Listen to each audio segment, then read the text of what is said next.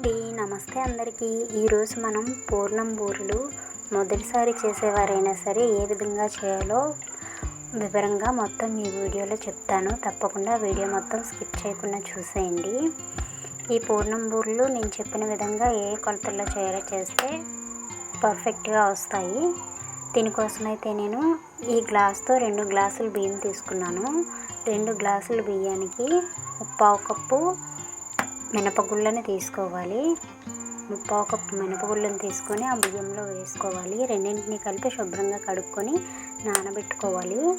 మనం రేపు మార్నింగ్ కనుక బూరెలు ప్రిపేర్ చేయాలనుకుంటే ముందు రోజు నైటే అంటే ఒక 8 అవర్స్ నానబెట్టుకోవాలి. తర్వాత శనగపప్పును కూడా నానబెట్టుకోవాలి. శనగపప్పు ఒక 2 అవర్స్ నానితే సరిపోతుంది. మనం బూరెలు ప్రిపేర్ చేసే ముందు శనగపప్పును కూడా శుభ్రంగా కడుక్కొని నానబెట్టుకోవాలి. ఒక 2 గంటలు నానితే ఇది శుభ్రంగా నానిపోతుంది. దీన్ని ముందు రోజు నైటే నానబెట్టాల్సిన అవసరం లేదు. నానబెట్టి వాటర్ వేసి పక్కన పెట్టుకోవాలి శనగపప్పును కూడా. తరువాత మరుసటి రోజు మార్నింగ్ మనం ముందుగా నానబెట్టిన మినపప్పు బియ్యం ఉన్నాయి కదా, అవి చూపిస్తున్నాను. బాగా నానిపోయాయి చూడండి. ఈ పప్పు బియ్యంని మనం గ్రైండ్ చేసుకోవాలి. వాటర్ మొత్తం వంపేయాలి. వాటర్ మొత్తం వంపేసి వాటర్ ఏమీ లేకుండా తీసుకురావాలి. చూడండి, వాటర్ మొత్తం వంపేసి తీసుకొచ్చాను. నేనైతే గ్రైండర్లో గ్రైండ్ చేస్తున్నాను. మిక్సీలో అయినా గ్రైండ్ చేసుకోవచ్చు. ఎందులో గ్రైండ్ చేసినా చాలా మెత్తని పేస్ట్ వచ్చేలాగా మనం గ్రైండ్ చేసుకోవాలి. ఇలా కొంచెం కొంచెంగా వేసుకొని గ్రైండర్లో వాటర్ లేకుండా వేసుకోవాలి. వేసుకొని మధ్యలో చూడండి ఇలా స్టిక్ అవుతుంది అన్నప్పుడు కొంచెం వాటర్ని యాడ్ చేసుకోవాలి. మరీ పాలిష్గా అయిపోతే మనకి బూరెలు అనేవి బయట లేయర్ సరిగ్గా రాదు. చూడండి, ఈ కన్సిస్టెన్సీలో మనమైతే రుబ్బి తీసుకోవాలి. ఇంత చిక్కగా ఉండాలన్నమాట. అలాగే మెత్తగా ఉండాలి, చిక్కగా ఉండాలి పిండి. ఇలా తీసుకున్న తర్వాత ఇందులోకి రుచికి తగినంత బెల్లాన్ని వేసుకోవాలి. అలాగే షుగర్ని కూడా వేసుకోవాలి. మొత్తం బెల్లం వేసినా పర్వాలేదు, బూరెలు కలర్ బాగా వస్తాయి బెల్లం వేస్తే. తర్వాత చిటికెడంత సాల్ట్ను కూడా యాడ్ చేసుకోవాలి.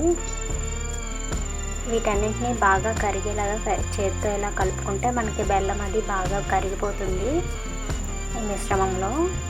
ఈ బయట లేయర్ మనకి బూరెలు మంచి కలర్లో రావాలంటే గోల్డెన్ కలర్లో బెల్లం వేస్తే బాగుంటుంది. అలాగే హెల్దీ కూడా బెల్లం. దాన్ని పక్కన పెట్టుకోవాలి. పక్కన పెట్టుకొని ఇప్పుడు ముందుగా నానబెట్టిన శనగపప్పుని చూసుకోండి, బాగా నానిపోయింది కదా. ఇప్పుడు ఇందులో వాటర్ వంపేసి తీసుకోవాలి. వాటర్ వంపేసి తీసుకొచ్చాను. ఇప్పుడు దీన్ని కుక్కర్లో అయితే కుక్ చేసుకోవాలి. కుక్కర్లో ఒక గ్లాస్ పప్పుకి గ్లాసున్నర వాటర్ వేసుకొని మనం 4 విజిల్స్ వచ్చే వరకు దీన్ని అయితే ఉడికించుకోవాలి. గ్లాసున్నర వాటర్ వేసాను గ్లాస్ పప్పుకి. దీన్ని మూత పెట్టుకొని స్టవ్ మీద పెట్టుకొని మనకి 4 విజిల్స్ వస్తే మనకి పప్పు బాగా కుక్ అయిపోతుంది అన్నమాట.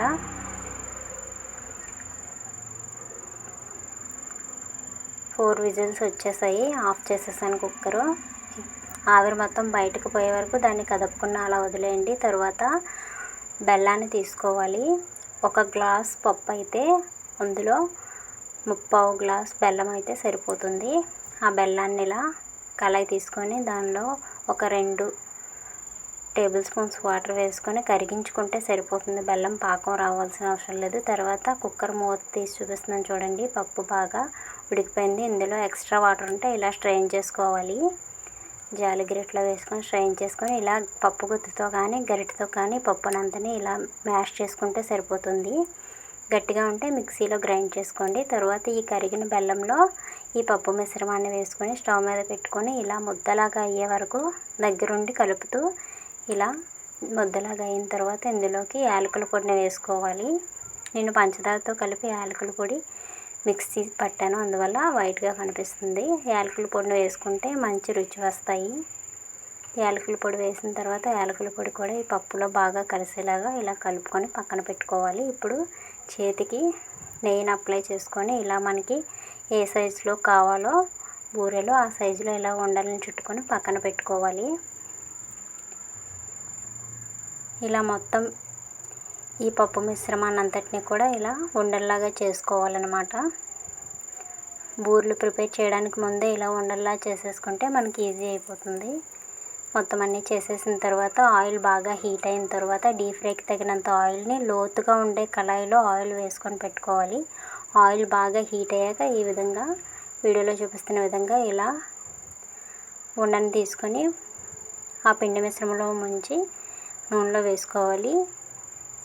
బాగా కోటింగ్ పట్టేలాగా చూసుకోండి, లేదంటే చిమ్మేస్తాయి బూరెలు. లోపల ఉండే స్టఫింగ్ ఉంటుంది కదా, అది బయటకు వచ్చేస్తుంది. ఇలా వేసుకొని వేయించుకొని తీసుకుంటే ఇంకా మనకి బూరెలు రెడీ అయిపోయినట్టే. చూసారా ఎంత మంచి కలర్ వచ్చాయో. ఇంతేనండి పూర్ణం బూరెలను తయారు చేసుకోవడం. చూడండి ఎంత బాగా వచ్చాయో. వీడియో నచ్చితే తప్పకుండా లైక్ చేయండి. తప్పకుండా ఈ రెసిపీని అయితే ట్రై చేసి ఎలా వచ్చిందో కామెంట్ చేయండి. ఛానల్ ఇంకా ఎవరైనా సబ్స్క్రైబ్ చేసుకోకపోతే కొంచెం సబ్స్క్రైబ్ చేసుకోండి ఫ్రెండ్స్. Bye bye.